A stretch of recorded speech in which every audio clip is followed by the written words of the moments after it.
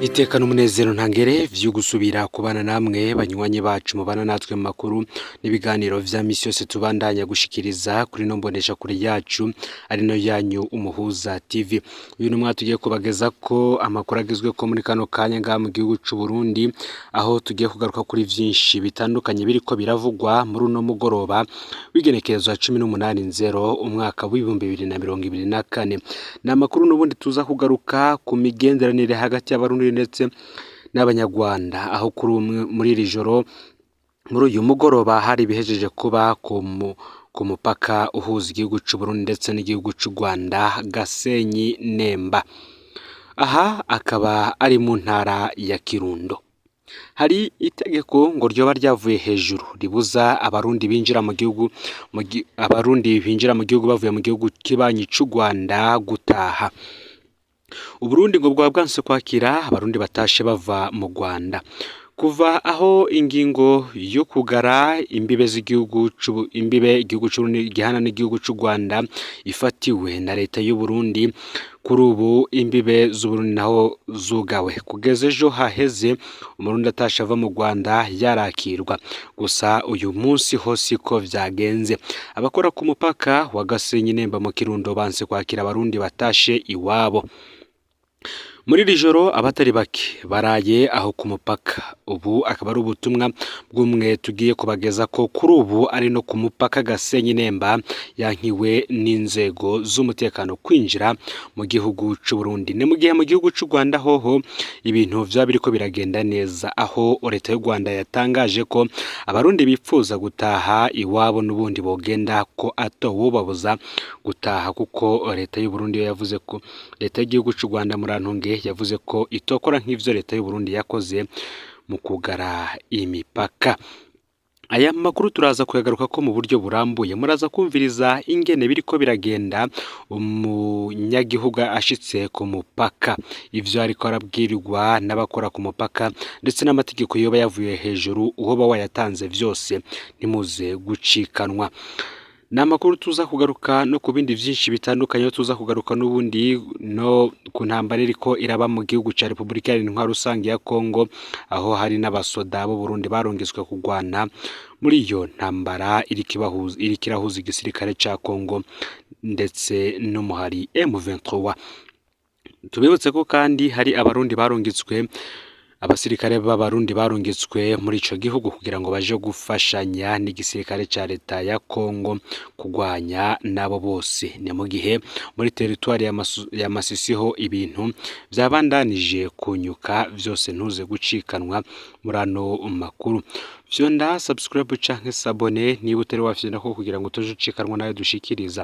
Usangiza no makuru bagenza aho bari hose kugira ngo nabo baje bashikirwa niba biriko biravugwa bigezwe ko nga mu gihugu c'u Burundi, hanze imbezi igihugu c'u Burundi ndetse no makungu ya kure. Umuhuza TV nkwaye kaze mwidonido yano makuru. Nkuko natanguye ano makuru mbibageza ko mu mfunyapfunyo GASENYI-NEMBA Uburundi bwanse kwakira abarundi batashe bava mu Rwanda. Imbibe z'Uburundi n'u Rwanda naho zugawe kugeza ejo haheze, akaba ari kwigenekerezo y'17/0 umwaka w'2024 umurundi atashe ava mu Rwanda yarakirwa. Uyu munsi wose ko vyagenza aho abakora ku mupaka wa GASENYI-NEMBA mu Kirundo baze kwakira abarundi batashe iwabo. Iri joro rero abatari bake bakaba baraye aho ku mupaka. Ubutumwa bw'umwe mu banyagihugu bari ngaho batabariza bene wabo nibwo tugiye kubageza ko. Hari ingingo yafashwe na leta y'u Burundi yo kugara imipaka ihana n'u Rwanda. Hama hari abantu bari barinjiye mu Rwanda imipaka itarugarwa baza kumenya ko yugawe bamaze kwinjira. Hama uyu munsi tuvugana hariho umuntu wo mu muryango iwacu bugaraniye, ariko uyu munsi yaraje kugira ngo agaruke mu Burundi iwacu.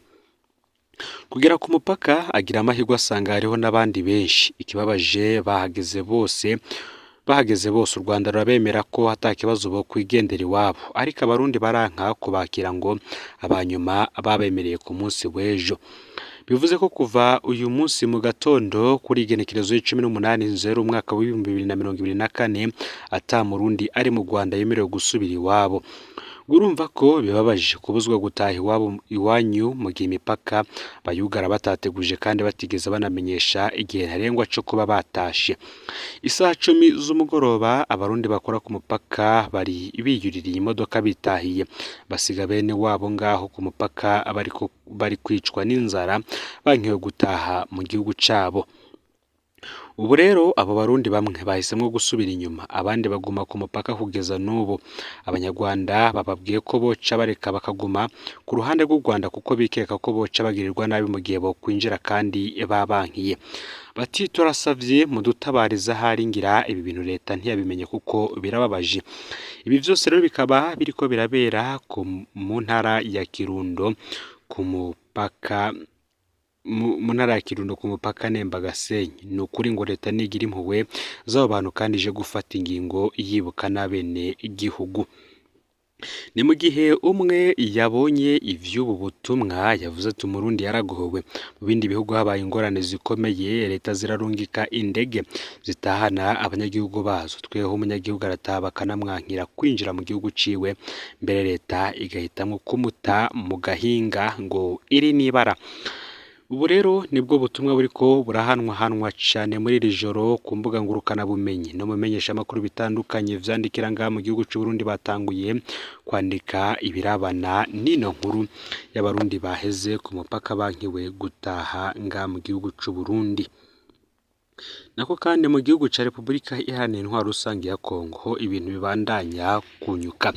Ni mu gihe hasubiye kwaduka kw'imishamirano muri territoire ya Masisi vyatumye abanyagihugu benshi bahunga.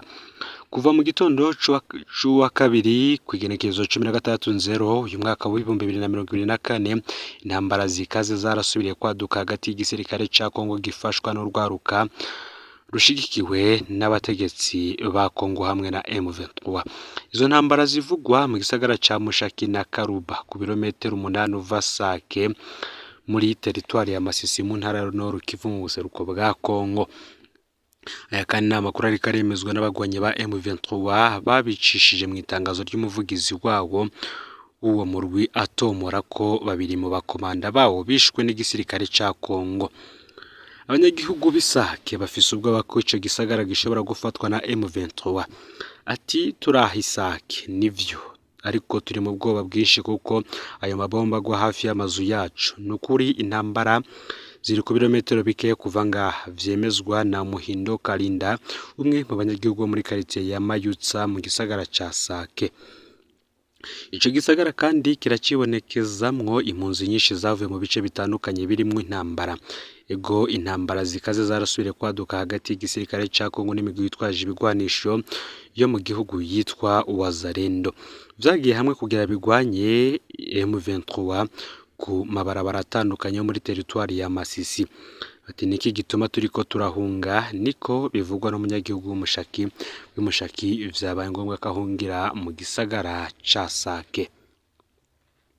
Kubwo abanyagihugu intambara ziravugwa kandi ku mabarabara ya Kobokobo, Cafe, Mushaki Sake na Karuba Ngungu. Imituragaro y'ibigwanisho binini na bitoyi vyagomye vyumvikana kuva mu gitondo cy'uyu wa kabiri w'indwi akaba ariko binavugwa. Igisoko nyene kandi rikanamenyesha ko iyo mituragaro y'ibigwanisho yatumye abanyagihugu benshi bahunga. Ni magayandi masoko ari Masisi avuga ko igisirikare ca Kongo cateye amabombe kuri uyu wa kabiri imwe mu makambi makuru ya M23 ikahe ikicanga. Abaroberi ba M23 baci bahungira mu bisagara vyinshi vyo hafi bivugwa n'ababibonye. Bamwe mu banyagihugu bafise ubwoba ku mutekano wabo bahunze bagana ibirindiro vya MONUSCO nk'uko amakuru twaronse abivuga. Ivyononekaye ku ruhande rwa M23 navyo ni vyinshi. Intwaro ya Kinshasa yarasubiriye guhonyanga ngo bugira kandi amasezerano yo guhagarika intambara mu gutera ingabo zacu ku rubuga rw'intambara. Bica intwazangabo zibiri muzacu niko biboneka muri urwo rwandiko rwatewe ku mukono na Laurence Kanyuka umuvugizi ajejwe vya politike muri M23. Kuri ruhande ingabo za Kongo FARDC zivuga ko ari ivyitwazo ibitangazwa na M23 ko baharakozwe ibitero ku birindiro biri muri Masisi. Itangazo riherejeje gusohorwa n'umwansi kuri uyu munsi biciye mu muvugizi wiwe rikaba ririko rirazunguruka ku mbuga hwaniro no ku binyamakuru nta kindi atari icitwazo kugira ngo asubire mu birindiro yahoramwo kera bisigurwa mu itangazo n'umuvugizi w'igisirikare ca Kongo muri Nord Kivu Lieutenant Colonel Guillaume Njike Kayiko yemeza ko igisirikare cy'igihugu gicubahiriza amasezerano yo guhagarika intambara yashizweho umukono n'abakuru b'ibihugu vy'intwara n'abakuru b'ibiro vy'intwarameto za yasi bishimikije ibiganiro vy'i Rwanda n'i Nairobi. Ku bwa FARDC ukuva kwa M23 mu birindiro vyayo vya kera ngo bwari uburyo bwo guhuma amaso amakungu gutyo rero ngizo ngabo zibutsa ko kubera ukubandanya ibikorwa vy'imirwi y'iterabwoba igomba gusubira gutera intambara abasirikare ba FARDC bitegura kwivuna mu gihe cyose birindiro vyoterwa. Mu cegeranyo cashizwe habona mu mwaka w'2022 ibiro bijejwe gufasha bivuga ko abantu batari munsi y'30,000 bakiriwe mu bice vya Mweso na Masisi hagati aho kandi abandi batari munsi y'12,000 barahungiye Goma mu mugwa mukuru wa Nord Kivu. Intambara kandi zaratumye hahagarara uruja n'uruza hagati ya Goma na Kicanga muri teritwari ya Masisi bituma haba ingorane mu vyo gufasha mu bice vyinshi vya teritwari ya Masisi Walikale na Rubero. Kubwa OCHA kumvo z'umutekano muke amashirahamwe ashika 10 yarahagaritse ibikorwa vya Kicanga na Mweso muri teritwari ya Rucuri. Intambara mu bice vya Karambi zatumye abantu barenga 16,000 batezabo. Umutekano muke ngo ntiwemerera amashirahamwe afasha gushika muri iyo zone akaba ariko OCHA igaragaza umubabaro. M23 yatanze izo nido z'ivyononekaye muri ayo masaha 48 gusa M23 n'umugwi wa kera wasubiriye gufata ibigwanisho mu mpera z'umwaka wa 2021 wagiriza leta ya Kongo kubitarakurikije kuvyo yemeye mu kwinjiza abagwanyi bayo mu nzego. Ngaho rero amakuru agezwe ko nga mu gihugu cy'u Burundi ariko aravugwa no mu karere ka Afrika y'ubuseruko ufyonde subscribe canke sabone niba utari wafyenda ko kugira ngo toje cikanwa yo dushikiriza usangize kandi no makuru bagenza aho baherereye hose kugira ngo batoje bacikanwa nabiriko biravugwa bigezwe ko nga mu gihugu cy'u Burundi hanze imbezi igihugu cy'u Burundi ndetse no makungu ya kure no Mpuza TV muhezagirwe.